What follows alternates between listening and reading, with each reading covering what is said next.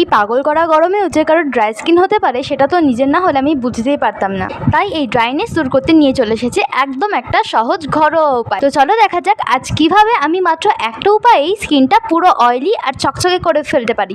তার জন্য কিছুই না, লাগবে হচ্ছে একটুখানি টক দই, যেটা এই গরমে স্বাভাবিকভাবে হয়তো কম বেশি সবার বাড়িতেই থাকে।